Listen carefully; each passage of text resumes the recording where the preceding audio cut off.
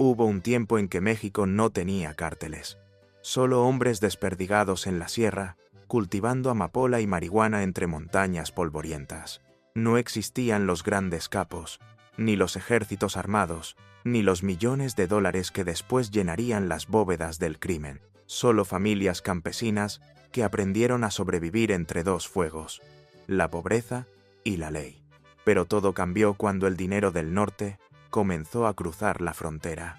Cuando el mundo descubrió que en la tierra del maíz y el mezcal también se podía sembrar oro verde. Y lo que empezó como contrabando artesanal terminó convirtiéndose en una industria clandestina capaz de mover más dinero que el petróleo. El narcotráfico mexicano no nació en un despacho ni en una serie de televisión. Nació en los caminos de tierra de Sinaloa, bajo el sol ardiente del Pacífico, allí donde las manos de los campesinos cultivaban amapola para curar heridas de guerra, sin saber que años después esas mismas flores alimentarían un imperio. A finales de los años 70, ese imperio todavía no tenía nombre, pero ya tenía algo más poderoso: impunidad. Mientras el gobierno de Estados Unidos libraba su guerra contra las drogas, los traficantes mexicanos aprendían a convivir con otra guerra más antigua, la corrupción. En ese terreno sin reglas, los que sabían comprar silencio sobrevivían, y los que no, desaparecían. De esos años turbulentos surgió un grupo de hombres que cambiaría para siempre el mapa del crimen organizado. Miguel Ángel Félix Gallardo, Rafael Caro Quintero, Ernesto Fonseca Carrillo Don Neto, no eran héroes ni monstruos de leyenda, eran empresarios del delito, arquitectos de una red que unió el dinero de Colombia con las rutas del norte y la protección del Estado mexicano. Lo que construyeron fue más que un cártel, fue un sistema, un modelo que todavía hoy sigue respirando bajo otros nombres y otras banderas. Pero antes de llegar a eso, hay que volver al principio, a los años en que todo parecía un negocio inofensivo, a los campos de marihuana escondidos entre la bruma de la Sierra Madre, a las avionetas que cruzaban la frontera sin que nadie las viera, y a los primeros capos que entendieron algo que los demás ignoraban, que en México el verdadero poder no estaba en las armas, sino en los contactos.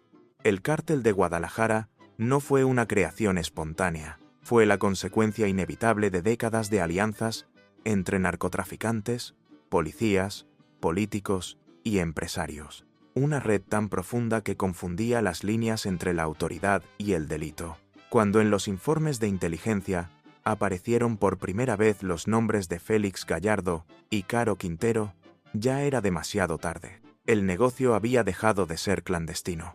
Era parte del sistema. Durante los años siguientes, esa alianza convertiría a México en el puente del narcotráfico mundial. Desde los Andes hasta Los Ángeles. Desde las selvas de Colombia hasta los desiertos de Chihuahua. Toneladas de cocaína, millones de dólares y una guerra silenciosa que poco a poco comenzó a devorar al propio Estado.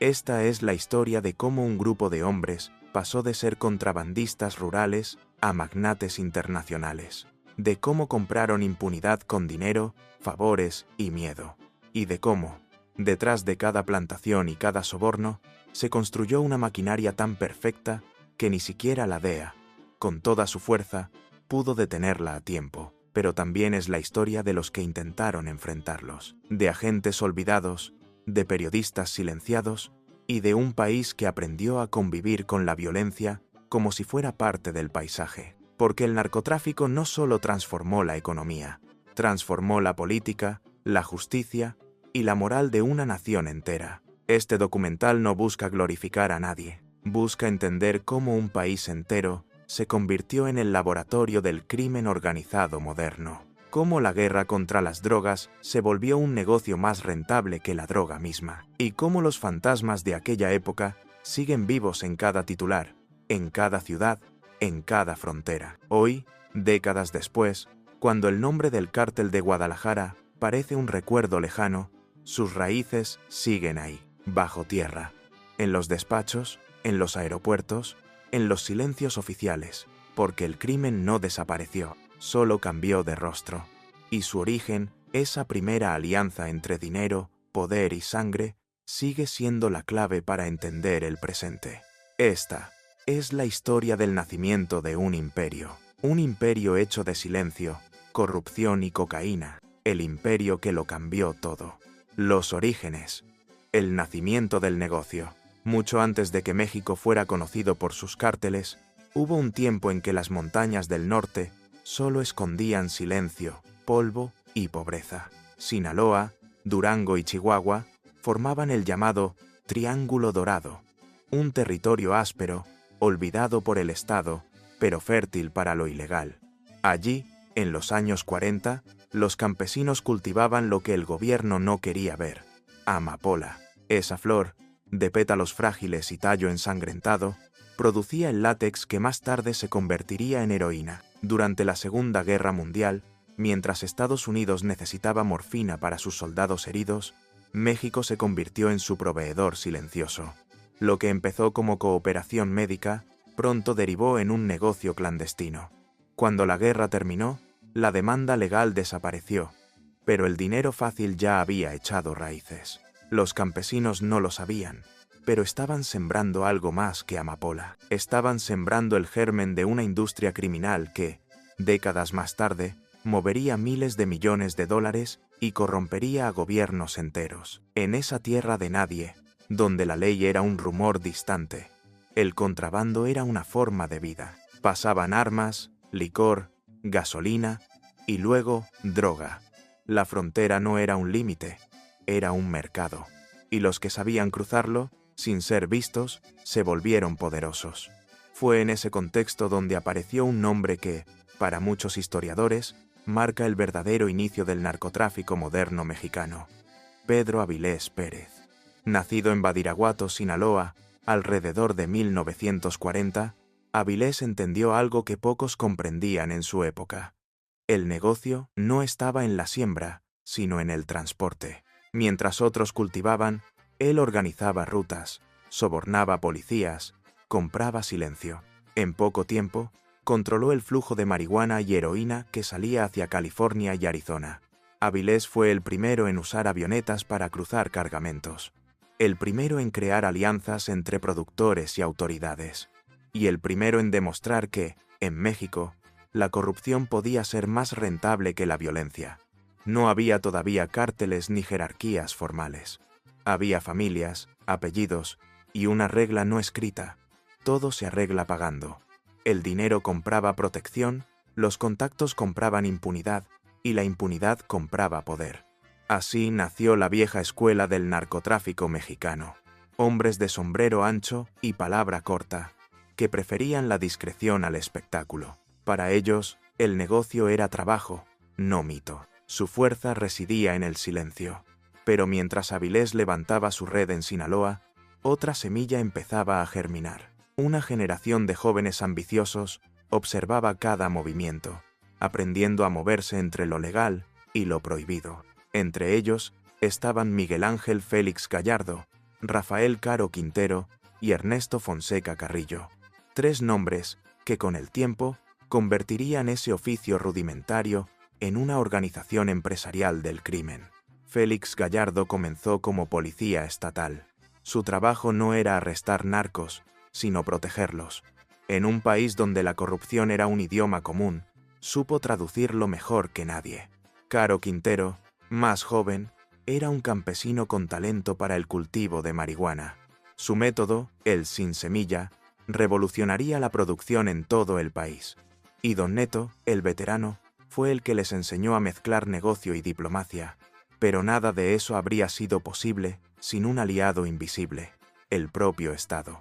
Durante décadas, el gobierno mexicano mantuvo un control político absoluto sobre el país. Esa estructura de poder vertical, centralizada y autoritaria, fue el terreno perfecto para que el narcotráfico creciera protegido desde adentro. En los años 60 y 70, la policía, el ejército y los gobernadores locales operaban como piezas de un engranaje informal. A cambio de sobornos, permitían que las rutas siguieran abiertas. Y cuando Estados Unidos presionaba para combatir las drogas, el sistema respondía con espectáculos mediáticos, incautaciones pequeñas, detenidos de bajo rango y un mensaje tranquilizador para Washington: era una ilusión. Bajo la superficie, los cargamentos seguían cruzando cada semana.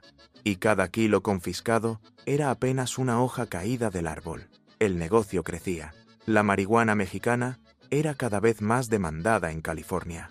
Y la heroína, barata y abundante, comenzaba a circular en las calles de Chicago y Nueva York. En ese momento, el narcotráfico dejó de ser un delito de supervivencia. Se volvió una industria, con planillas, contadores, escoltas y sistemas de soborno perfectamente calculados. La frontera norte era la arteria principal, pero el corazón del negocio seguía latiendo en Sinaloa. Allí, las avionetas despegaban cargadas de marihuana al amanecer, rumbo al desierto de Sonora, donde los pilotos aterrizaban en pistas improvisadas, cargaban combustible y seguían hacia el norte. A veces, los federales custodiaban las operaciones. A veces, eran ellos mismos quienes las dirigían. El crimen y el poder se entrelazaron hasta volverse indistinguibles. Los capos financiaban campañas, los políticos cerraban los ojos, y los informes oficiales hablaban de grandes logros mientras las rutas se multiplicaban. El país había creado, sin saberlo, una maquinaria perfecta, ilegal, rentable y autoprotectora. Y como toda maquinaria, solo necesitaba una chispa para volverse imparable. Esa chispa llegaría a finales de los 70, cuando el gobierno mexicano, bajo presión de Estados Unidos, lanzó una ofensiva militar sin precedentes. Su nombre, Operación Cóndor. Lo que parecía el principio del fin, fue, en realidad, el inicio de todo. La vieja guardia. En los años 70, México vivía una paradoja. Mientras el país se mostraba al mundo como una nación moderna y próspera, en sus montañas seguía gobernando otra ley, la del dinero, la tierra y el silencio. Y en ese orden oculto, Pedro Avilés Pérez era el verdadero poder en la sombra. A él lo llamaban el León de la Sierra. Era astuto, reservado y, sobre todo, previsor. Sabía que en un país donde el gobierno lo vigilaba todo, la supervivencia dependía de tener amigos en los lugares correctos. Por eso, en lugar de enfrentarse al sistema, lo compró. Avilés fue el primer capo que entendió que la corrupción no era una debilidad del Estado, sino su verdadero combustible. Pagaba a policías, jueces y funcionarios, no para escapar, sino para operar en paz. A cambio, ofrecía lo que el Estado necesitaba: calma. Mientras los sobornos circularan, no habría violencia, ni titulares, ni escándalos. Era una paz comprada, pero paz al fin. Su estructura era simple, pero eficaz. Los campesinos cultivaban, los intermediarios transportaban, y los contactos en la frontera aseguraban la entrega. Todo funcionaba bajo la lógica del respeto y del miedo. Nadie traicionaba, porque en la sierra, traicionar era una sentencia de muerte. Los archivos de la época muestran un detalle que lo cambia todo. A pesar de los enormes operativos militares lanzados contra los sembradíos, las incautaciones eran mínimas. El motivo era evidente: los mismos agentes encargados de destruir las plantaciones eran los que las protegían. A finales de los 70, el negocio generaba millones de dólares al mes, y mientras en las ciudades el discurso oficial hablaba de desarrollo económico, en los pueblos de Sinaloa y Durango, el dinero del narco construía carreteras, iglesias y escuelas. Para muchos campesinos, los traficantes eran benefactores, proporcionaban trabajo, compraban cosechas, prestaban dinero. El Estado estaba ausente, ellos no. Así se forjó la vieja guardia del narcotráfico mexicano, una generación de hombres que mezclaba códigos de honor rural con pragmatismo brutal. No necesitaban ideologías ni discursos, solo resultados. El que pagaba, mandaba, y el que no cumplía, desaparecía. De esa escuela saldrían los 3 nombres que cambiarían la historia. Ernesto Fonseca Carrillo, Don Neto, era el cerebro financiero. Organizaba cuentas, negociaba precios, distribuía ganancias. Sabía que el dinero, bien manejado, abría más puertas que las balas. Rafael Caro Quintero, el joven prodigio del cultivo, transformó la marihuana artesanal en un producto de lujo. Su método, el sin semilla, aumentó la potencia de la planta y multiplicó sus ganancias. En los años 80, su marihuana era la más buscada de la frontera. Y Miguel Ángel Félix Gallardo, el antiguo policía, era el estratega silencioso. Su pasado en las fuerzas de seguridad le dio lo que ningún otro narco tenía: contactos políticos.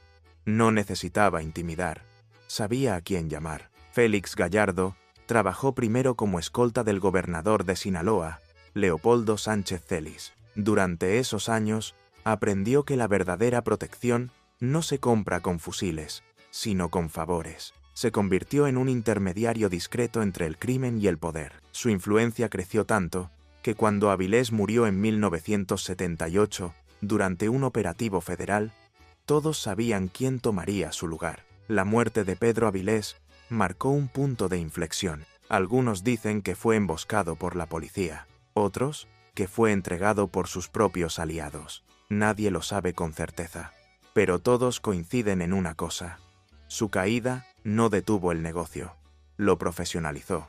Tras su muerte, Don Neto y Caro Quintero se unieron a Félix Gallardo para reconstruir el imperio, ya no como una red improvisada, sino como una organización con mando, logística y estrategia. Cada uno aportó su talento.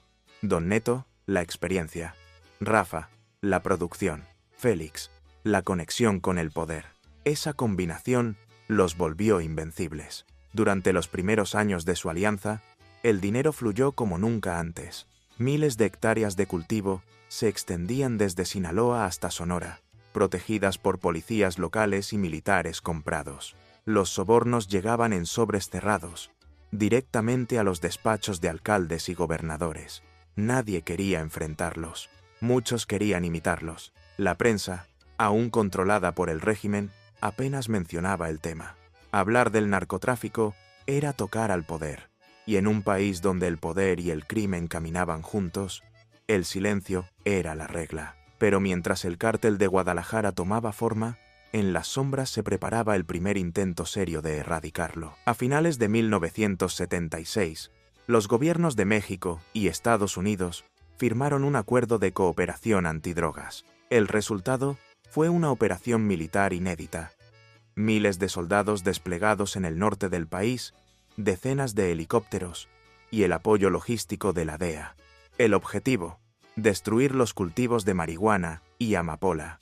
El nombre: Operación Cóndor.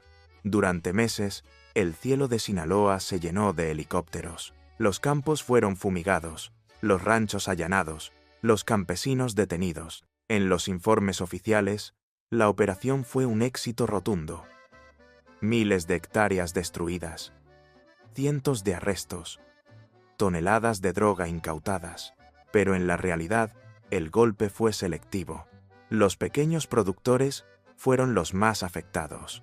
Los grandes capos, en cambio, recibieron una advertencia y una oportunidad: moverse. Fue entonces cuando Félix Gallardo propuso un cambio estratégico. La sierra ya no era segura. La nueva capital debía estar lejos del ojo militar, en una ciudad moderna, con bancos, aeropuertos y cobertura política. Esa ciudad era Guadalajara. Mientras las tropas se retiraban de Sinaloa, los líderes del negocio ya habían empacado su fortuna y trasladado su centro de operaciones. Sin saberlo, el gobierno había logrado exactamente lo contrario de lo que buscaba. No había acabado con el narcotráfico, lo había centralizado. En los meses siguientes, decenas de operadores, pilotos y productores emigraron a Jalisco. Allí encontraron un terreno fértil, una ciudad en expansión, con empresarios, políticos y policías dispuestos a mirar hacia otro lado a cambio del precio correcto. Así comenzó la nueva era. El contrabando artesanal se transformó en corporación, el negocio familiar se convirtió en cártel, y el poder local se convirtió en poder nacional. Lo que empezó en las montañas de Sinaloa ahora tenía dirección, estructura y ambición. Era el nacimiento de un imperio. Pero ese imperio todavía estaba en silencio. Aún no aparecía en los periódicos. Aún no tenía rostro. Pronto lo tendría. Y cuando el mundo escuchara su nombre, ya sería demasiado tarde. La migración a Guadalajara. Cuando el polvo de la Operación Cóndor se asentó sobre las montañas de Sinaloa, el paisaje había cambiado. Los pueblos estaban vacíos, los campos quemados, y los pocos que sobrevivieron sabían que el enemigo ya no era el ejército, sino el hambre. El gobierno de México y la DEA celebraban cifras: hectáreas destruidas, toneladas incautadas, campesinos detenidos. En Washington, los titulares hablaban de éxito rotundo, pero en la sierra, la realidad era otra. El negocio no había muerto, solo había mudado de piel. A miles de kilómetros de los informes oficiales, los grandes capos de Sinaloa observaban en silencio. Sabían que la guerra no se gana resistiendo, se gana moviéndose. Así, entre 1977 y 1978, Miguel Ángel Félix Gallardo, Don Neto y Rafael Caro Quintero comenzaron un éxodo silencioso. Dejaron atrás los cerros, los laboratorios clandestinos y las pistas improvisadas para instalarse en el corazón económico del país. Guadalajara. No fue una decisión improvisada. Guadalajara era la joya del occidente mexicano, moderna, con universidades, aeropuertos, hoteles y una élite política dispuesta a proteger a quien pagara bien. Era, además, el refugio ideal, lejos de los operativos militares y cerca de los centros financieros. La ciudad que había sido símbolo de progreso se convirtió, sin saberlo, en el cuartel general del narcotráfico continental. Los nuevos inquilinos llegaron con discreción, compraron casas, abrieron negocios, se mezclaron con empresarios y financiaron obras públicas. Don Neto tenía la experiencia para moverse entre alcaldes y diputados. Félix Gallardo ofrecía respeto y conexiones. Y Caro Quintero, con su juventud y dinero fresco, aportaba un magnetismo que atraía tanto aliados como enemigos. En poco tiempo, el grupo se volvió invisible y omnipresente.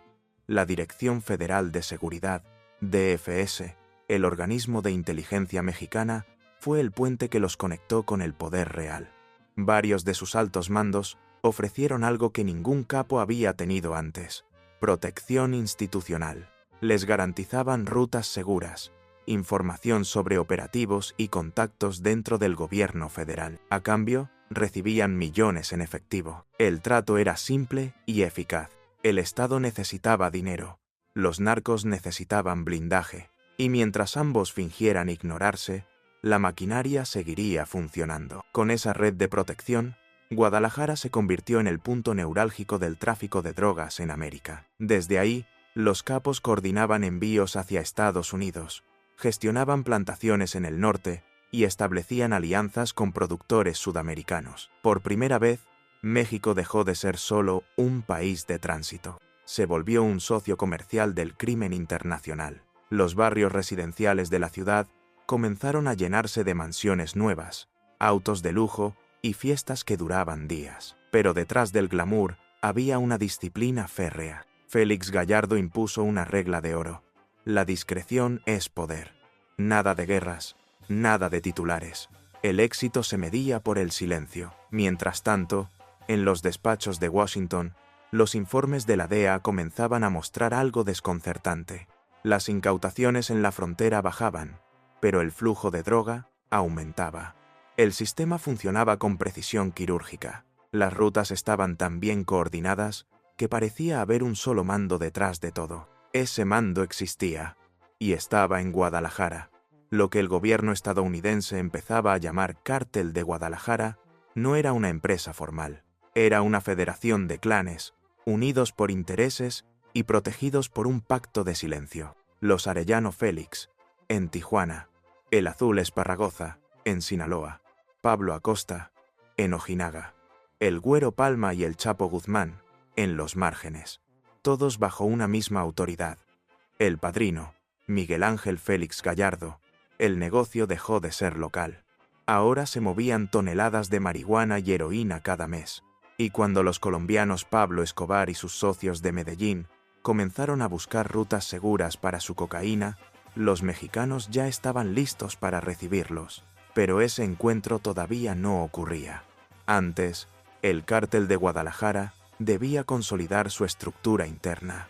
Y para eso, necesitaba expandirse. En el norte, Pablo Acosta controlaba Ojinaga, la puerta hacia Texas. En la costa, Juan José Esparragoza Moreno, el Azul, aseguraba la logística aérea. Y en Sonora, Caro Quintero extendía su dominio sobre plantaciones cada vez más grandes, protegidas por militares y policías locales. Lo que para el gobierno eran zonas de erradicación, para los narcos eran territorios de producción industrial. Los cultivos medían cientos de hectáreas. Los trabajadores eran miles. Y la marihuana sin semilla de Rafa Caro se exportaba a Estados Unidos con márgenes de ganancia que superaban cualquier otro producto. En menos de 3 años, el Grupo de Guadalajara pasó de ser una alianza regional a un imperio organizado, con contabilidad, red de distribución y lavado de dinero a través de bancos nacionales. Su estructura era tan compleja como un ministerio, y su poder, tan real como el del propio Estado. Las reuniones entre capos y políticos se multiplicaban en casas de campo, restaurantes y clubes privados. Las mismas autoridades que presumían la lucha antidrogas firmaban contratos con empresarios financiados por dinero del narco. Era un acuerdo tácito. Ustedes no hagan ruido, y nosotros no miramos. Para 1982, Guadalajara era el epicentro del narcotráfico en América Latina, y su modelo, una alianza entre criminales, policías y funcionarios, se convirtió en el molde que todos los cárteles futuros imitarían. Ese año, un agente de la DEA escribiría en un informe interno una frase que, décadas después, seguiría siendo cierta. En México no hay un cártel, hay un sistema. Y mientras ese sistema exista, los nombres no importan. La vieja guardia había cambiado de escenario, pero no de propósito. El dinero seguía fluyendo, las rutas seguían abiertas, y el silencio seguía siendo su mejor arma. En las calles de Guadalajara nadie hablaba de ellos, pero todos sabían quiénes eran. Lo que empezó como una mudanza estratégica se convirtió en el nacimiento del primer gran cártel mexicano, y con él comenzaba una nueva era. Una era donde el crimen ya no vivía en la sombra, sino en el corazón del poder. El nacimiento del sistema. A comienzos de los años 80, México se encontraba en una encrucijada. El petróleo caía, la inflación se disparaba y la deuda externa había puesto al país de rodillas. En medio de esa crisis, el dinero del narcotráfico empezó a circular con una fluidez que nadie se atrevía a cuestionar. Mientras los bancos quebraban, las cuentas de los capos crecían. Las casas de cambio, las constructoras y los hoteles se multiplicaban en Guadalajara, Mazatlán y Ciudad de México. De pronto, había empresarios nuevos, fortunas repentinas y donaciones generosas. El dinero sucio se mezcló con el limpio, hasta que ya nadie pudo distinguir uno del otro. Fue entonces cuando el narcotráfico dejó de ser un delito tolerado y se convirtió en una fuente de estabilidad. El dinero del crimen mantenía el flujo económico, financiaba campañas políticas e incluso rescataba a bancos en crisis.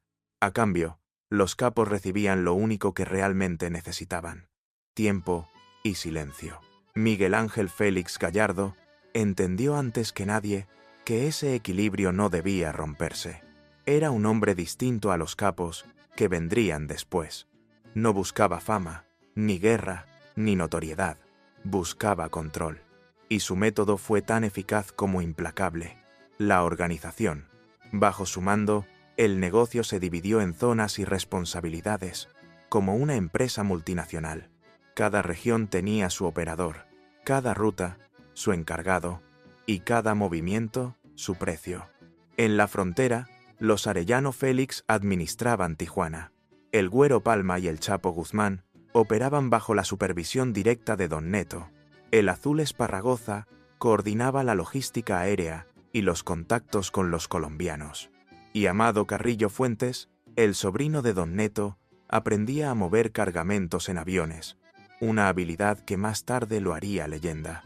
Nada se hacía sin autorización. Cada kilo que cruzaba la frontera pagaba una cuota. Cada operación dejaba un porcentaje para el fondo común. Era la primera vez que un grupo criminal mexicano funcionaba con una estructura jerárquica y centralizada. Y en la cima estaba el padrino. Pero el verdadero poder de Félix Gallardo no estaba en los ranchos ni en los laboratorios, estaba en los despachos. Tenía amigos en los más altos niveles del gobierno y vínculos directos con figuras del Partido Revolucionario Institucional, que gobernaba el país con mano de hierro desde hacía más de medio siglo. Para muchos políticos, el padrino era un benefactor discreto, un empresario generoso. Pagaba campañas, financiaba obras, invertía en bancos. Su nombre nunca aparecía en la prensa, pero su influencia estaba en todas partes. Fue en ese contexto cuando llegó la pieza que faltaba para completar el engranaje: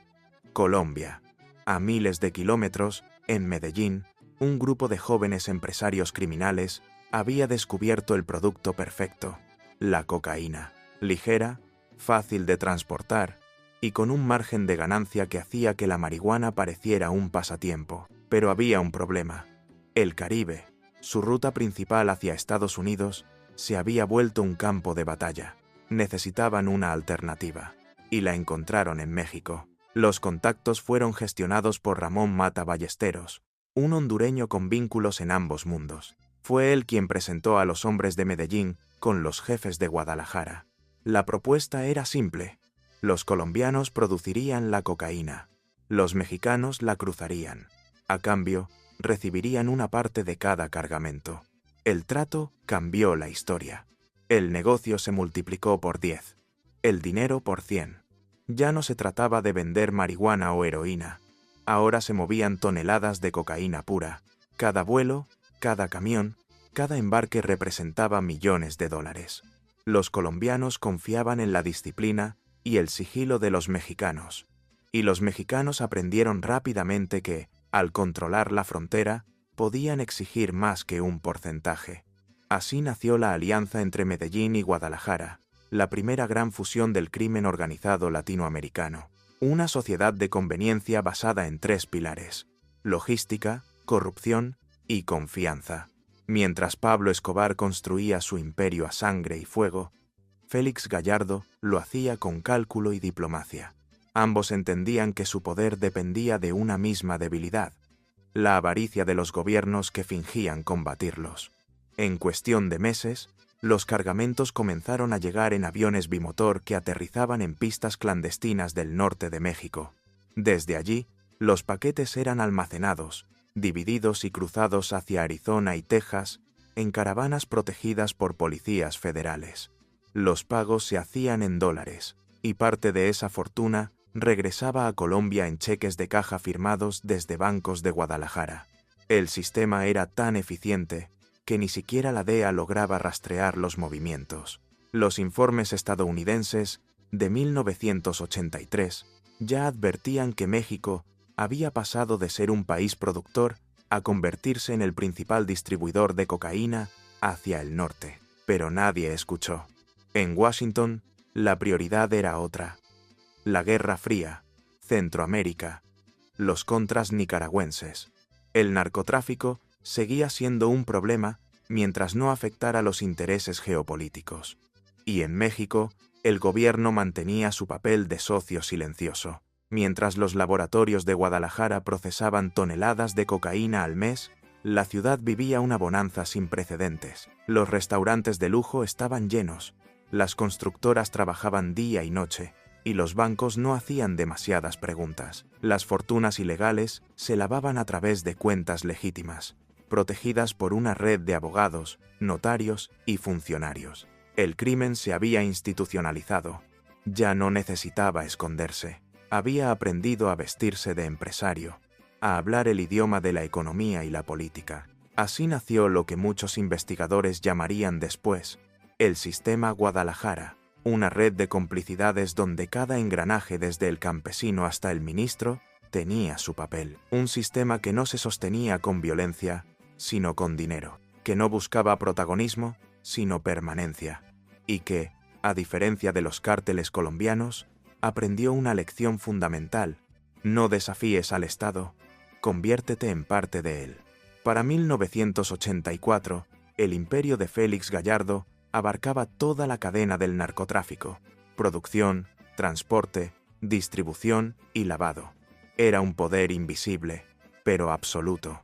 Tan absoluto que solo un error podía romper el equilibrio. Y ese error estaba a punto de cometerse, porque mientras el sistema alcanzaba su perfección, un hombre observaba desde las sombras, un agente que no creía en los pactos, ni en el silencio, ni en el miedo. Su nombre era Enrique Kiki Camarena. Lo que él estaba a punto de descubrir pondría fin a la era dorada del Cártel de Guadalajara y abriría una de las historias más oscuras de la guerra contra el narcotráfico, la alianza con los colombianos y el auge del imperio. A comienzos de los años 80, el mundo estaba cambiando. La Guerra Fría definía la política global, y América Latina se había convertido en un tablero de operaciones. En Colombia, un joven llamado Pablo Escobar levantaba un imperio de cocaína que inundaba Miami. Y en México, Miguel Ángel Félix Gallardo había construido una red tan eficiente que ninguna agencia sabía realmente cómo detenerla. Cuando los caminos del norte se cerraron y el Caribe se llenó de patrullas estadounidenses, Escobar y sus socios Carlos Leder, Jorge Ochoa y José Rodríguez Gacha buscaron una nueva ruta y la encontraron en México. La conexión no fue casual. El intermediario fue Ramón Mata Ballesteros, un hondureño con reputación de negociador, que ya conocía tanto a los colombianos como a los mexicanos. Fue él quien propuso el trato que cambiaría para siempre el mapa del narcotráfico. Ustedes producen la cocaína, nosotros la cruzamos. La ganancia se reparte. La idea era sencilla, pero revolucionaria. Hasta entonces, los mexicanos habían trabajado por encargo. Cobraban una tarifa fija por mover mercancía ajena. Pero Félix Gallardo no era un transportista, era un estratega, y exigió algo más: participación. El acuerdo final estableció que por cada cargamento que cruzara hacia Estados Unidos, los mexicanos recibirían entre el 30 y el 50% del producto, no del dinero, del polvo. La diferencia era monumental. Ya no eran socios menores, eran copropietarios del negocio. Ese pacto, sellado sin contratos ni testigos, fue el nacimiento del narcotráfico global moderno. Desde ese momento, la cocaína se convirtió en el motor económico de México. Las rutas del Cártel de Guadalajara eran perfectas, discretas, seguras y protegidas. Las avionetas colombianas aterrizaban en Sonora, Chihuahua y Ojinaga, descargaban los paquetes y regresaban con los tanques llenos de combustible, sin una sola pregunta en el aire. El encargado de recibir los vuelos era Pablo Acosta Villarreal, jefe de la frontera de Ojinaga, un hombre tan temido como eficiente. A su mando, decenas de cargamentos pasaban cada mes, protegidos por militares y escoltados por policías federales. La cocaína era almacenada bajo tierra, en compartimientos sellados, y luego trasladada en tanques de gas hacia Texas. Nada se movía sin autorización, nada se perdía. Los informes posteriores de la DEA estimaron que, entre 1984 y 1986, el Cártel de Guadalajara introducía más de 5 toneladas de cocaína al mes a Estados Unidos, una cifra inimaginable para la época. Los beneficios eran astronómicos. El precio de un kilo de cocaína en Colombia rondaba los $5.000. En la frontera llegaba a 15.000, y en Los Ángeles o Chicago superaba los 50.000. La matemática era simple: una tonelada valía más que una mina de oro. En poco tiempo, el dinero inundó Guadalajara. Bancos, constructoras, casas de cambio, hoteles y concesionarias florecieron de la noche a la mañana. Los nuevos ricos no aparecían en las listas de empresarios. Eran fantasmas con cuentas millonarias.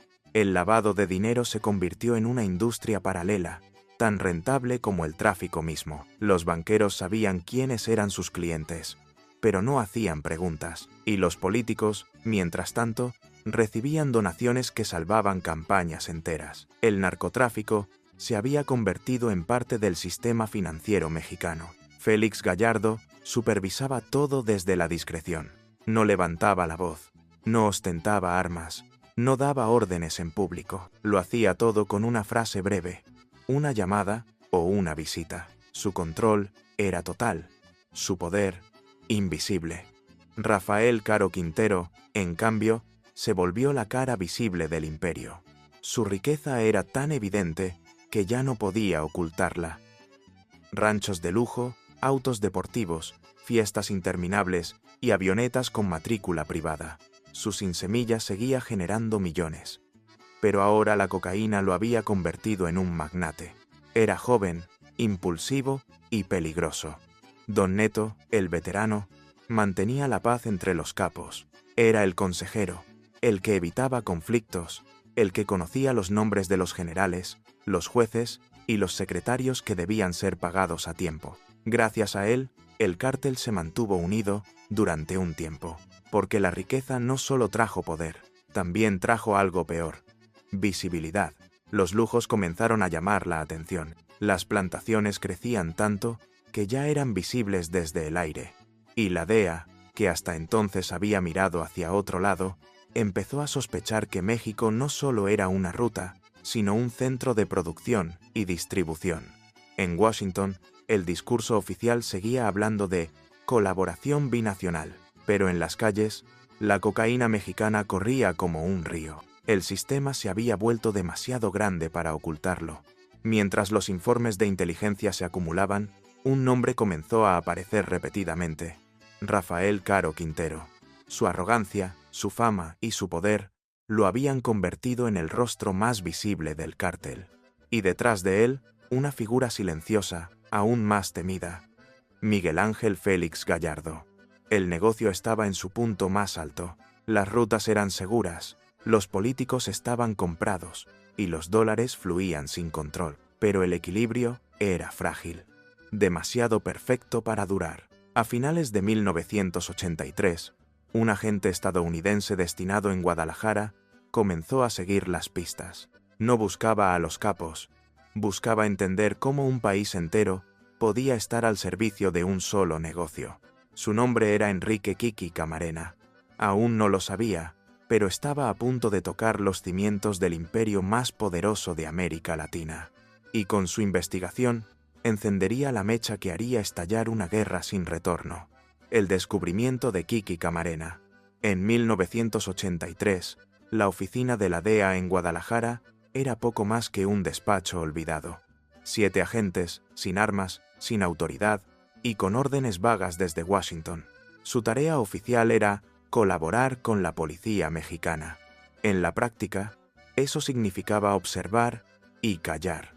Entre ellos había uno que no sabía callar: Enrique Kiki Camarena, un exmarine nacido en Mexicali, criado en California, con una convicción simple: la ley debía aplicarse, aunque nadie quisiera hacerlo. Camarena conocía bien el terreno, hablaba el idioma, entendía los códigos y sabía que, en México, la frontera entre la justicia y la corrupción era una línea de polvo, pero también sabía algo más: que esa línea podía cruzarse desde ambos lados. Desde su llegada, empezó a notar cosas que no encajaban. Los narcos vivían abiertamente, asistían a fiestas con funcionarios, se fotografiaban con policías, y los campos de marihuana que, según los informes oficiales, habían sido destruidos, seguían floreciendo en el norte. Kiki decidió ir más allá. Empezó a construir una red de informantes: campesinos, mecánicos, transportistas. Todos hablaban, pero con miedo. Lo que contaban era siempre lo mismo: que la marihuana no se escondía en la sierra, sino en el llano, que los soldados no destruían cultivos, los custodiaban, y que los verdaderos jefes no estaban en los ranchos, sino en Guadalajara. Durante meses, Camarena recopiló nombres, ubicaciones, números de cuenta y patrones de vuelo. Sus superiores lo consideraban un idealista, pero su instinto era certero. Una de sus fuentes le habló de una plantación tan grande que parecía un mito: el Rancho Búfalo, en el desierto de Chihuahua.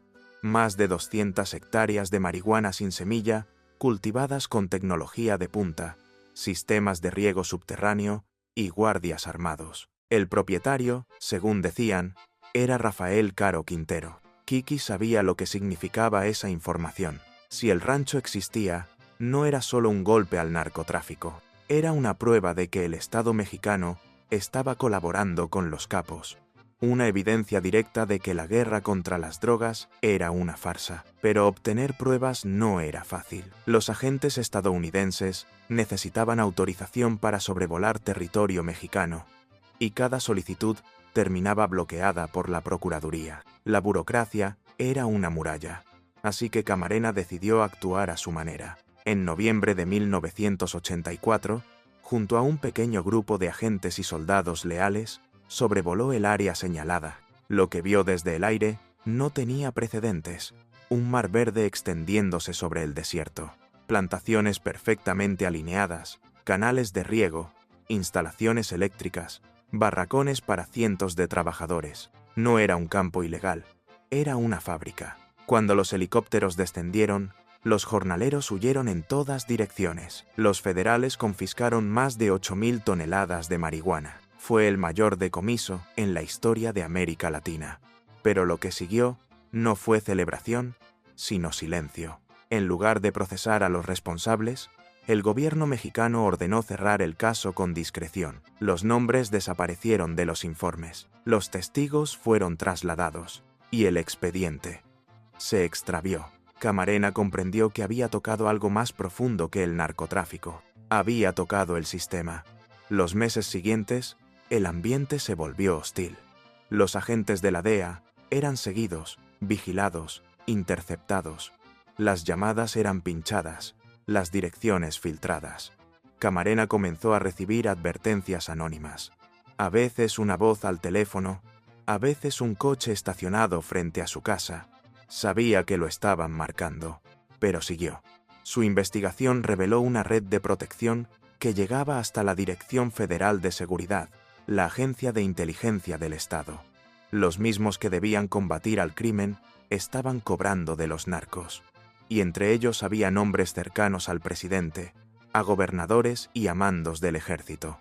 Los informes de Kiki, enviados a Washington, describían con detalle la estructura del Cártel de Guadalajara, una federación encabezada por Félix Gallardo, Don Neto y Caro Quintero, con ramificaciones políticas y financieras en todo el país. Era la radiografía más completa que la DEA había recibido jamás sobre México. Pero había un problema. Nadie quería leerla. En la embajada estadounidense, algunos diplomáticos temían que un escándalo así destruyera las relaciones bilaterales. Otros sospechaban que el propio gobierno estadounidense tenía interés en mantener ciertos canales abiertos. La Guerra Fría seguía siendo prioridad, y el narcotráfico, un daño colateral aceptable. Kiki se quedó solo. A finales de 1984, compartió con su jefe, James Kuykendall, una frase que se volvería profética. Aquí, todos están comprados. Si sigo cavando, voy a encontrar algo que nadie quiere ver. Tenía razón. En las semanas siguientes, su trabajo lo acercó demasiado a ese algo, demasiado cerca del corazón del imperio.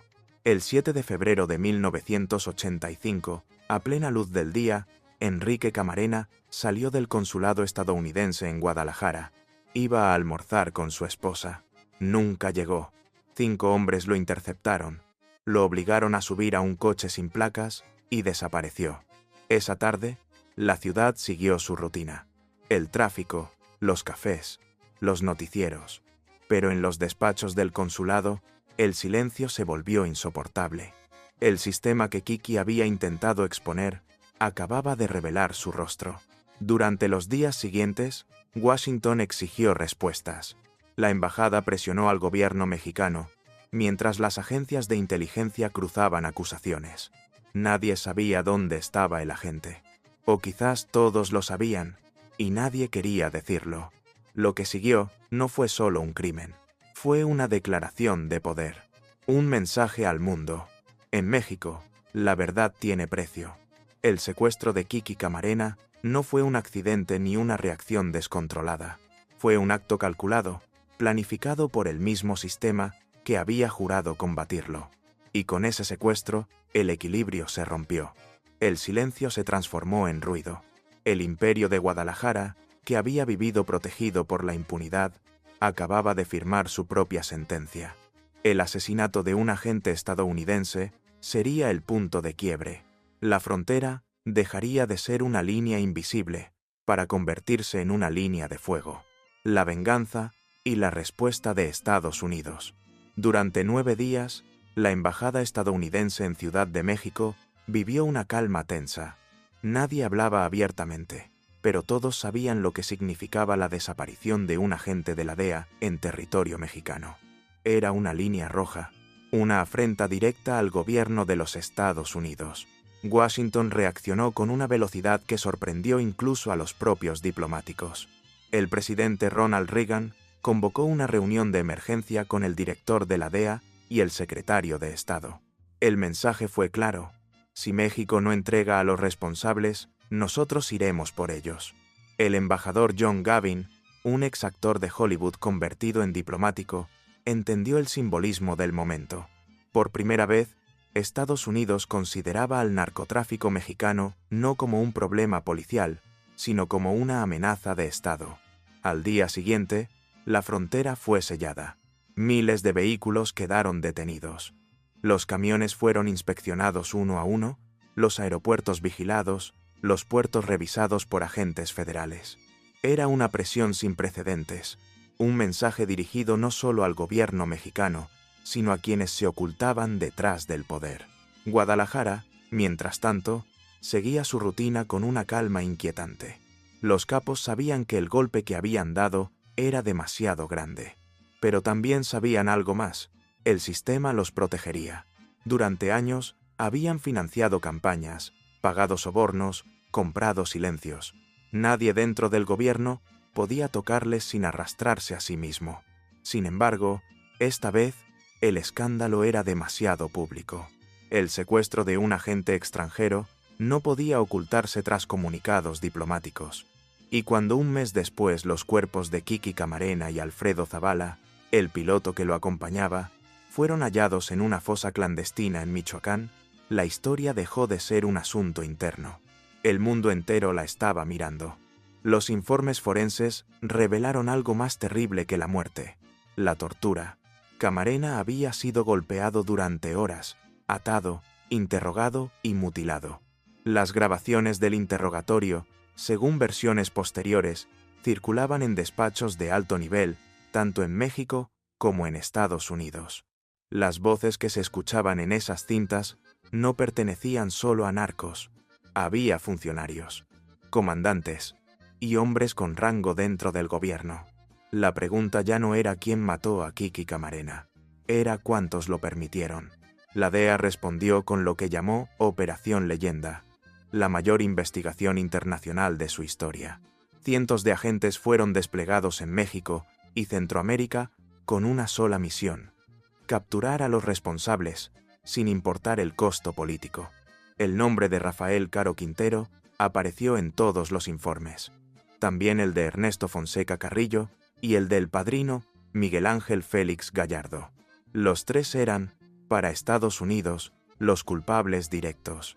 Pero México no podía permitirse admitirlo abiertamente. Reconocer la responsabilidad de sus capos era reconocer la corrupción de su propio sistema. Y el sistema aún intentaba sobrevivir. La tensión entre ambos países llegó al límite. Washington suspendió programas de cooperación, retrasó créditos financieros y exigió resultados inmediatos.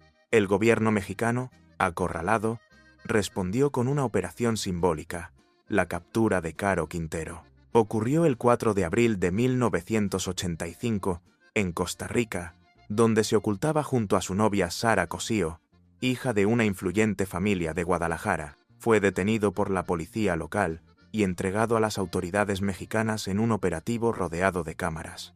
El mensaje era claro: México actuaba, pero detrás del espectáculo, las grietas eran visibles. Caro Quintero no fue extraditado. Fue juzgado en México, donde aún conservaba aliados poderosos. Durante su interrogatorio, negó haber ordenado el secuestro. Afirmó que todo fue un error y que el verdadero responsable era otro. Incluso insinuó que su arresto fue una traición interna. Mientras tanto, Don Neto fue capturado en Puerto Vallarta pocos días después, en una mansión que pertenecía a la directora de la policía local. Durante su detención, intentó culpar a Caro Quintero. Dijo que había intentado negociar con Camarena, pero que el joven agente no entendió las reglas del juego. La prensa internacional comenzó a cubrir cada detalle. Por primera vez, los nombres de los capos mexicanos llenaban titulares en inglés, francés y alemán. El mundo descubría que detrás del mito colombiano había otro imperio, más silencioso, más estructurado y más peligroso. Pero el hombre que realmente dirigía esa estructura seguía libre. Miguel Ángel Félix Gallardo permanecía en Guadalajara, protegido por una red de políticos y empresarios que debía favores. Durante meses, la DEA y el FBI rastrearon sus movimientos, presionaron al gobierno mexicano, interceptaron llamadas y financiaron operativos encubiertos. Nada. El Padrino parecía intocable. Washington, furioso, elevó la presión diplomática al máximo. Las agencias estadounidenses amenazaron con retirar personal y congelar acuerdos. La relación bilateral se enfrió hasta el punto más tenso desde la Segunda Guerra Mundial. La Operación Leyenda se convirtió en una cacería continental. Cientos de agentes fueron desplegados en México, Centroamérica y el Caribe. Varios sospechosos fueron secuestrados por comandos estadounidenses, en lo que después se conocería como renditions ilegales. La prioridad no era la justicia, era la venganza. Los cárteles comprendieron el mensaje. El asesinato de un agente norteamericano tenía consecuencias distintas. Las rutas se cerraron, los socios desaparecieron, los cargamentos se detuvieron temporalmente. Por primera vez, el imperio de Guadalajara mostraba señales de fractura. En los meses siguientes, las tensiones internas se intensificaron. Algunos mandos medios fueron ejecutados por miedo a filtraciones. Otros huyeron. La confianza entre los capos se quebró, y con ella, el equilibrio que había sostenido al sistema durante años. El crimen había dejado de ser negocio. Ahora era supervivencia. Pero el colapso del cártel de Guadalajara no se produjo de un solo golpe. Fue una descomposición lenta, en la que cada alianza se rompió y cada silencio se volvió peligroso. Y mientras Estados Unidos celebraba arrestos, una nueva generación observaba desde la sombra, una generación que pronto heredaría el negocio y lo transformaría para siempre. Porque la caída del cártel de Guadalajara no significó el fin del narcotráfico, significó el comienzo de su expansión, la caída del Padrino y el fin del imperio de Guadalajara. En los meses posteriores a la muerte de Kiki Camarena, el imperio que Miguel Ángel Félix Gallardo había construido comenzó a desmoronarse. No fue una caída súbita, fue una lenta implosión, una cadena de traiciones, silencios rotos y lealtades que se diluyeron bajo el peso de la presión internacional. La Operación Leyenda no se detuvo. Cada informe, cada declaración, cada pista apuntaba en la misma dirección: Guadalajara.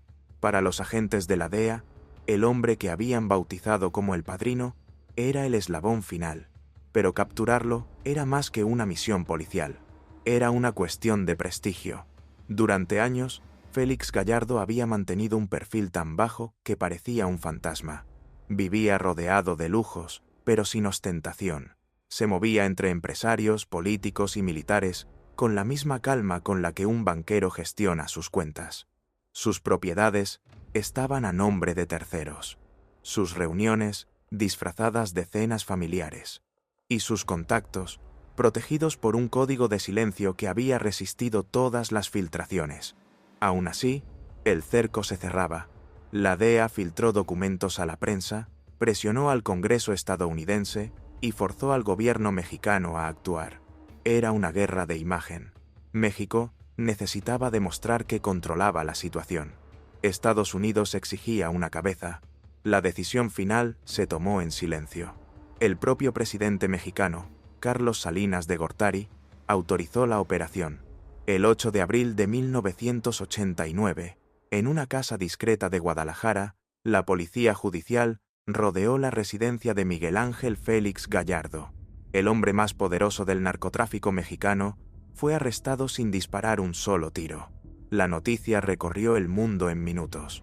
Las imágenes del Padrino esposado, con traje gris y mirada serena, se convirtieron en símbolo del fin de una era. Para el gobierno mexicano, era la prueba de que la justicia funcionaba. Para Estados Unidos, la venganza estaba cumplida. Pero en las entrañas del negocio, todos sabían la verdad. La captura de Félix Gallardo no era el final, sino el principio de algo mucho más grande. Desde prisión, el viejo capo siguió ejerciendo poder. Tenía contactos, dinero y lealtades. Sabía que un imperio tan vasto no podía controlarse desde un solo centro. Así que tomó una decisión que marcaría el futuro del narcotráfico: dividirlo. Reunió a los principales operadores del país y repartió las rutas como si fueran territorios de un mapa corporativo. A cada uno le dio una región, una plaza y una responsabilidad. Les advirtió que la violencia sería la ruina de todos. Pero también sabía que, una vez roto el equilibrio, el caos era inevitable. A los Arellano Félix les entregó la frontera de Tijuana. A Amado Carrillo Fuentes, Ciudad Juárez y el control del corredor aéreo. A El Güero Palma y el Chapo Guzmán, los envíos por Sinaloa y Sonora, y a El Azul Esparragoza, la tarea más delicada: mantener los contactos y la logística que aún quedaban en pie. De esa reunión nacieron los tres pilares del narcotráfico moderno: el cártel de Tijuana, el cártel de Juárez y el cártel de Sinaloa. El sistema que Félix Gallardo había diseñado para centralizar el negocio se fragmentó en facciones rivales. Cada grupo heredó su estructura, sus contactos y sus rutas, pero también heredó su ambición, y con ella comenzó una guerra que redefiniría el mapa criminal de América Latina durante las siguientes décadas. El gobierno mexicano, por su parte, presentó la caída del Padrino como una victoria absoluta. Los comunicados oficiales hablaban del fin del narcotráfico organizado. La televisión mostraba imágenes de soldados incautando ranchos, aviones y propiedades. Era una puesta en escena, una catarsis nacional. Pero en los corredores del poder, el vacío que dejó Félix Gallardo era evidente. Las conexiones políticas se reacomodaron, los sobornos cambiaron de destinatario, y las rutas siguieron activas, ahora bajo nuevas administraciones. El dinero nunca dejó de fluir, solo cambió de manos. En los archivos de la DEA, los agentes que habían participado en la Operación Leyenda escribieron un resumen que aún hoy conserva su valor histórico. Decía: el cártel de Guadalajara no fue destruido, solo se descentralizó, y ahora será más difícil de detener. Tenían razón. En los años siguientes, los nuevos cárteles crecerían como brazos de una misma bestia. Tijuana se volvió sinónimo de sangre, Juárez, de transporte aéreo y lavado internacional, y Sinaloa, de expansión global, cada uno con su propio código, su propio ejército, su propio enemigo, todos con la misma raíz: la organización que Félix Gallardo había fundado. Desde su celda, el jefe de jefes observaba el caos que había creado. Sabía que el poder no desaparece, solo cambia de forma, y que el silencio, su arma más eficaz, ya no era posible en un país que empezaba a perder el control. La caída del Padrino no trajo justicia, ni paz, ni redención. Solo marcó el final de una época de orden criminal y el comienzo de la violencia sin límites. Porque cuando el sistema se rompió, todos quisieron su parte, y el vacío de poder que dejó Guadalajara se llenó con fuego. Las décadas siguientes serían testigo de esa herencia: una guerra sin fin entre los herederos del dinero, la corrupción y la sangre. Una guerra nacida del mismo imperio que, una vez, se atrevió a creer que podía comprar la impunidad para siempre. El legado de Guadalajara y la era del caos. Cuando el imperio de Guadalajara cayó, muchos creyeron que el narcotráfico mexicano había llegado a su fin. La prensa hablaba de una victoria histórica.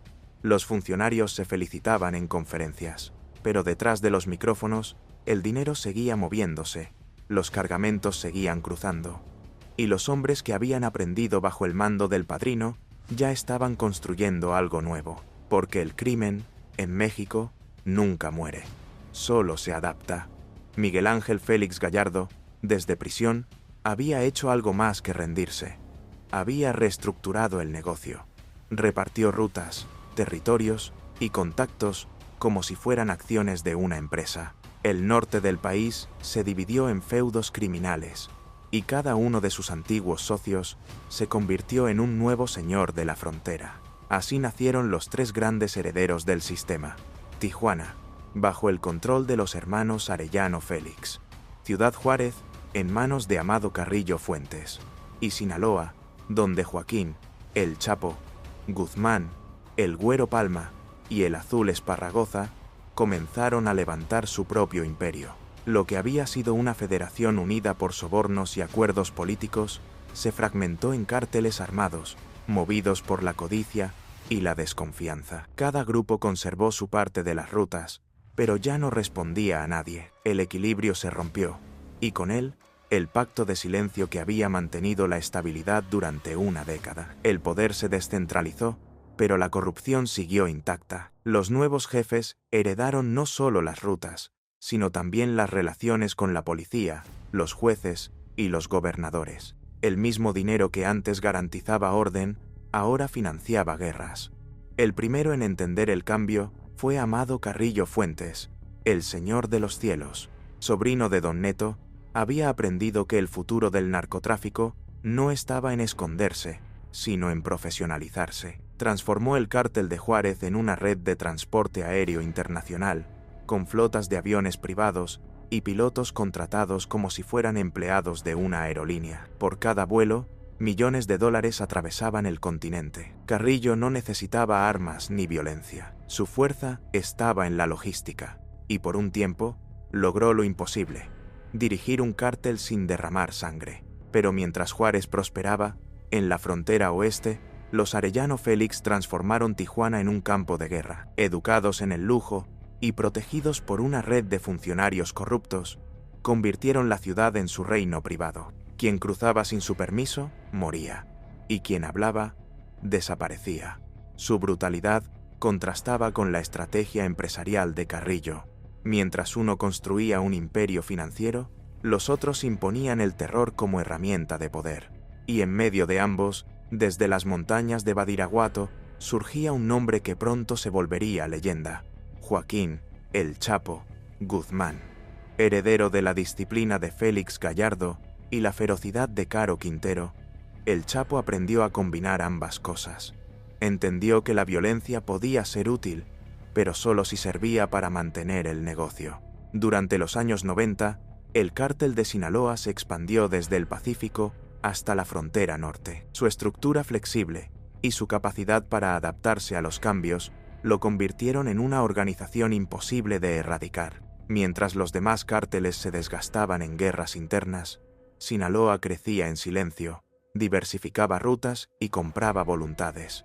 Era, en esencia, el mismo modelo de Guadalajara, pero sin un padrino. Una red sin centro, donde cada brazo podía sobrevivir incluso si los otros caían. Mientras tanto, el Estado mexicano intentaba contener una tormenta que ya no comprendía. La vieja estrategia negociar en la sombra, permitir a unos para castigar a otros, ya no funcionaba. El mapa criminal había cambiado.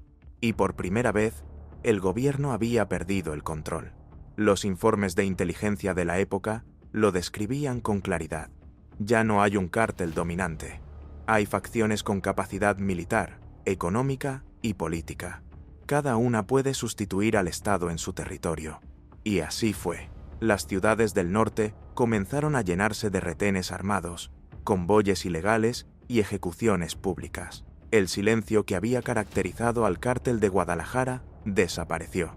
El narcotráfico ya no se escondía, se mostraba. Los capos ya no buscaban discreción, sino poder visible. Y los medios de comunicación, fascinados por el espectáculo, convirtieron a los nuevos jefes en figuras de culto. El mito reemplazó a la historia, el crimen a la política. Durante esa década, el narcotráfico dejó de ser un negocio paralelo para transformarse en un fenómeno cultural. Las canciones, las películas y las noticias alimentaban una narrativa donde los capos eran vistos como rebeldes, casi héroes. El miedo se mezcló con admiración, y la impunidad se volvió parte del paisaje. Lo que Félix Gallardo había tratado de evitar, la exposición pública, el ruido, la violencia abierta, se convirtió en la nueva norma, y con ello, el país perdió su último equilibrio. El legado del Cártel de Guadalajara no fue solo un modelo de negocio, fue un molde político y moral.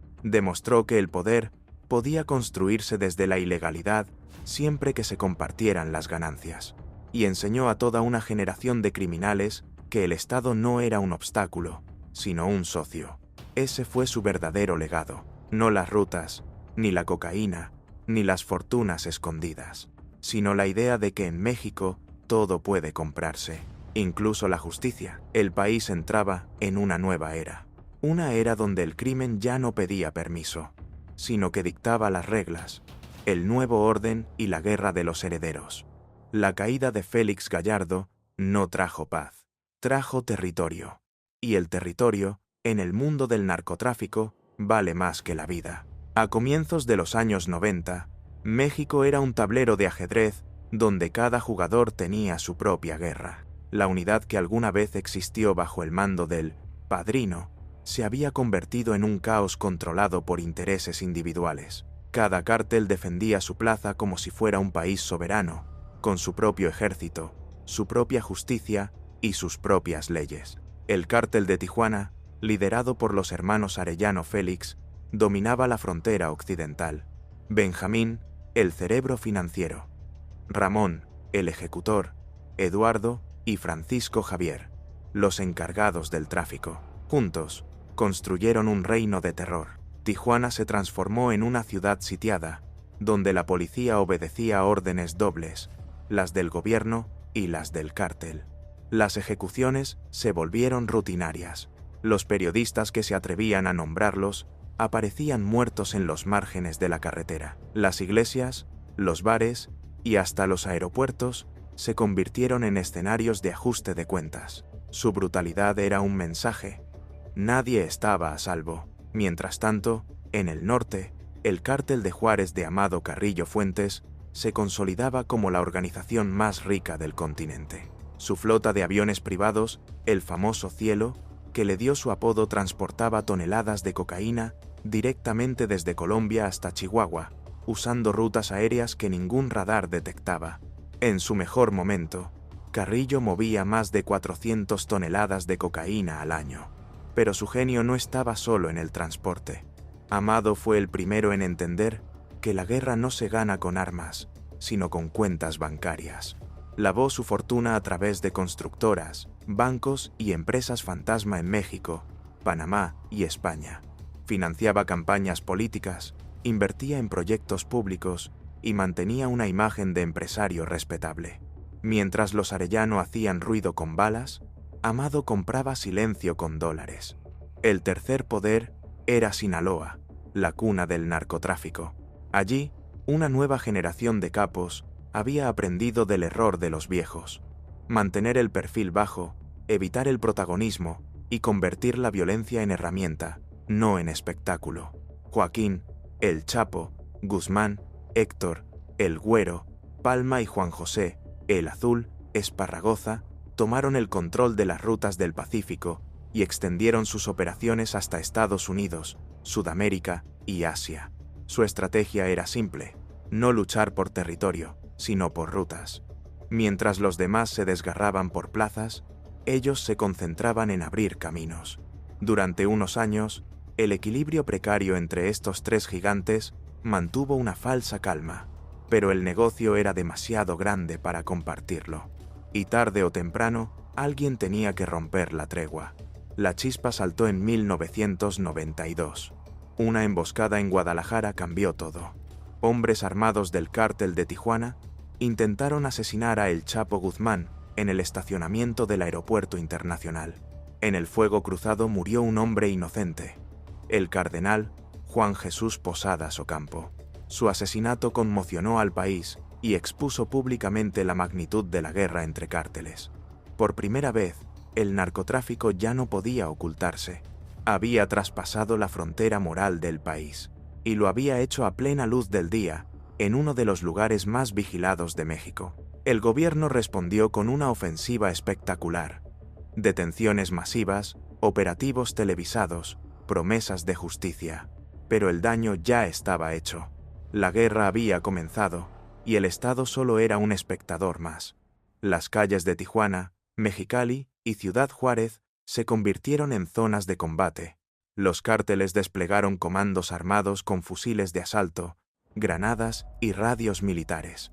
El número de homicidios se disparó, y las autoridades locales, superadas, terminaron eligiendo un bando. A mediados de los 90, el país ya estaba dividido en territorios criminales. Los mapas de inteligencia mostraban fronteras invisibles donde ni la policía ni el ejército podían entrar sin permiso. Era la institucionalización del caos.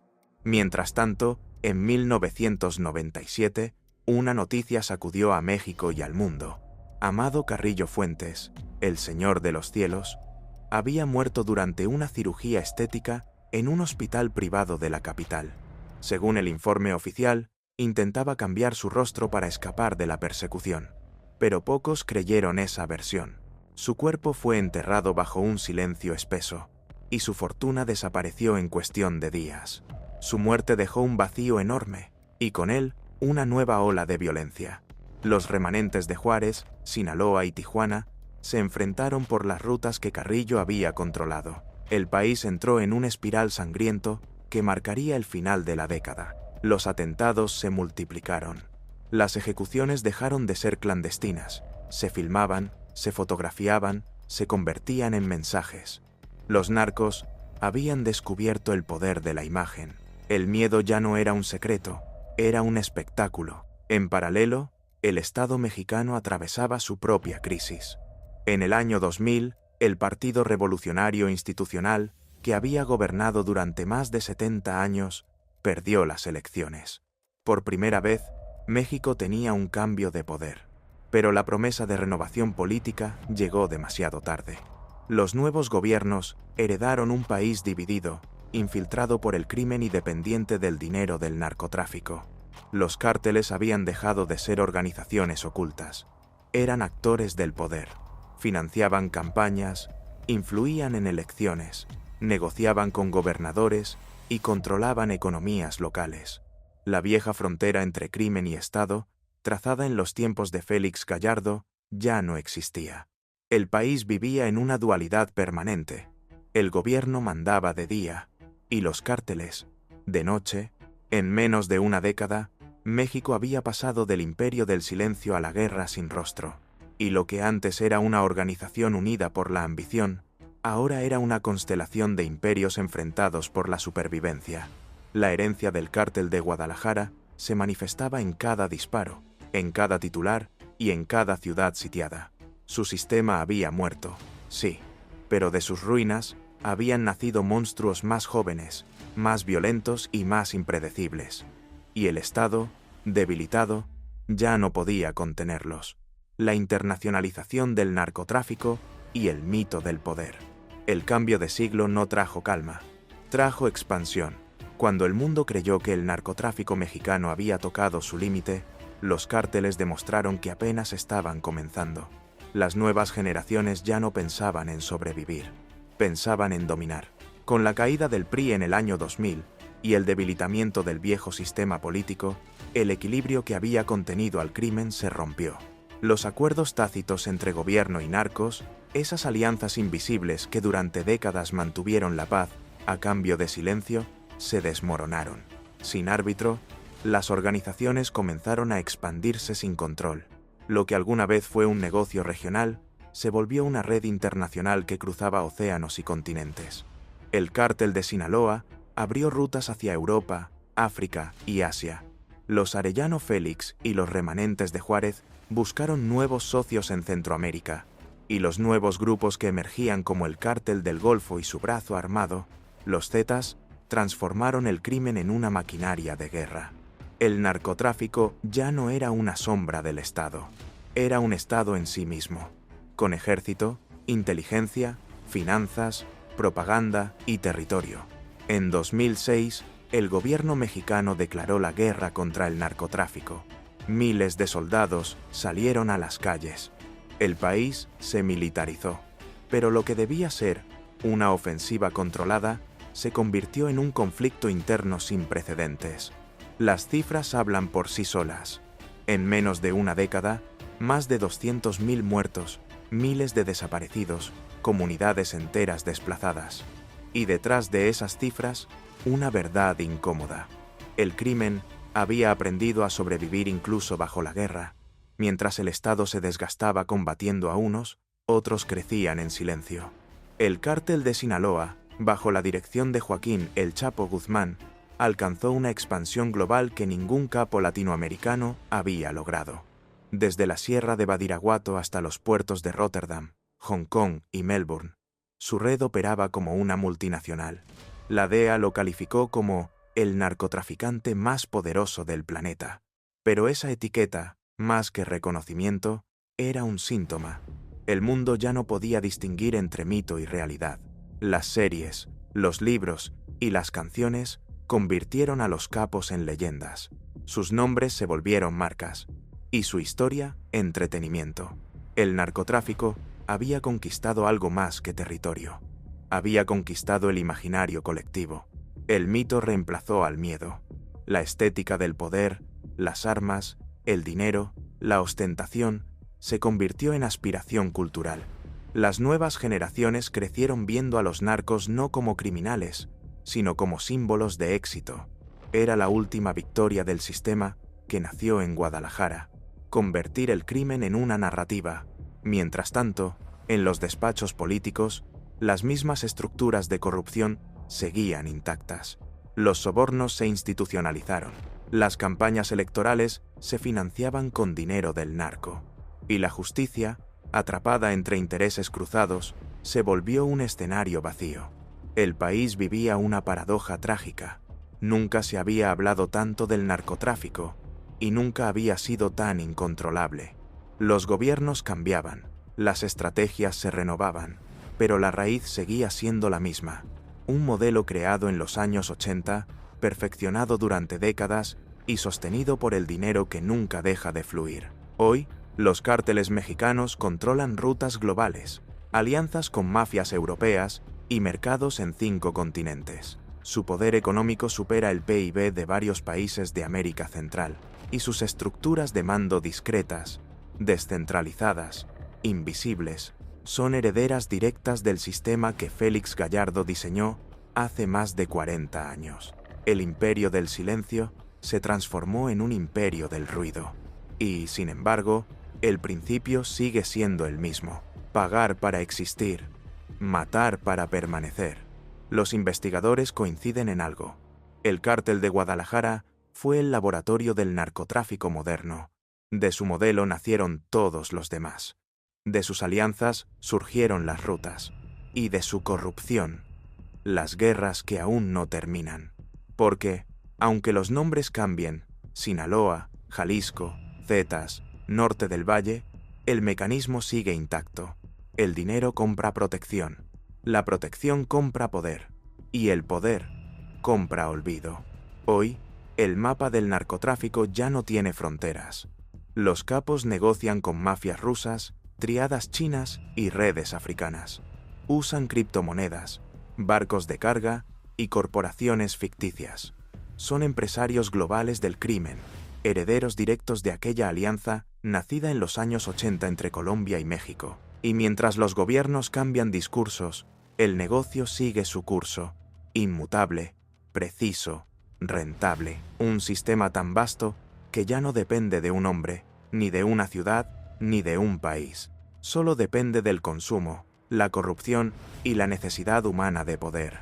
La historia del cártel de Guadalajara no terminó con las prisiones ni con las guerras. Sigue viva en cada operación encubierta, en cada decomiso, en cada titular que repite el mismo patrón de hace 40 años. Su legado no está en los capos, sino en las estructuras que permanecen, en las instituciones que aprendieron a convivir con el crimen, y en una sociedad que poco a poco se acostumbró a su sombra.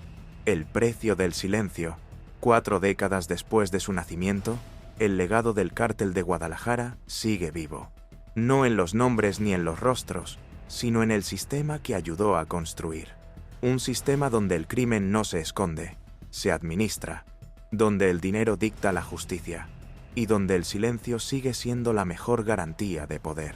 A lo largo de esta historia, México cambió de presidentes, de partidos, de discursos, pero el patrón se mantuvo.